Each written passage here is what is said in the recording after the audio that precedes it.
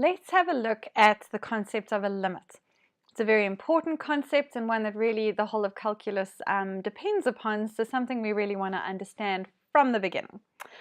I'm going to use an example of f of x is equal to x squared minus 4 over 4x minus 8. All right, if I were to sketch that function, it would come out as a straight line graph, which you can see on your screen over here. What I'm going to do is I'm going to choose a value for x, and in this case we've identified an x value of x equals 2. All right. Now the idea of a limit is the following. If I were to move on my graph from the left-hand side, tending or moving along the graph closer and closer towards the value of 2, as well as from the right-hand side, if I was moving on the line closer and closer towards the value of 2 on the x-axis, do we agree that they're moving closer and closer towards the same y value on this side over here, which actually works out to be x equal a y value of 1, okay? So as my line or the values for x are moving closer and closer towards 2 on the x-axis, so the y values are moving closer and closer towards 1 on the y-axis, okay? Why have we got this little dot here? Okay, this little yellow dot over here, or little circle. Basically, the idea would be this.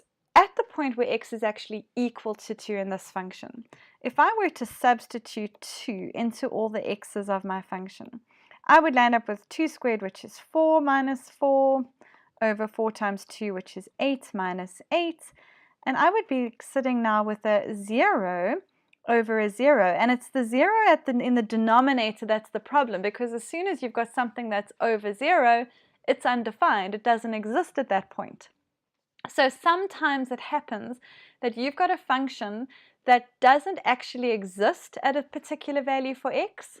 However, as your values move closer and closer and closer towards that particular value of x, they actually do move closer and closer towards a particular value of y, okay? So although this function doesn't actually exist at the point where x equals 2, the y values move infinitely closer to the y value of 1 as the x's are moving closer to the x value of 2, all right?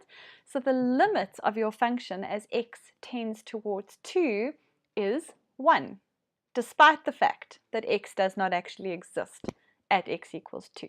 All right, how do we write that? So if I've got f of x, let's get our pen.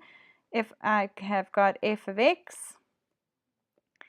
equals the limits where x is tending towards 2, where the function was x squared minus 4 over 4x minus 8, all right, we would land up saying then that we're getting a limit of 1. All right, so as x's tend towards 2, y was tending towards 1. All right, we're going to practice a whole lot of examples of these, so make sure you understand that concept, and then we'll go through a whole lot of different examples illustrating how we work this out.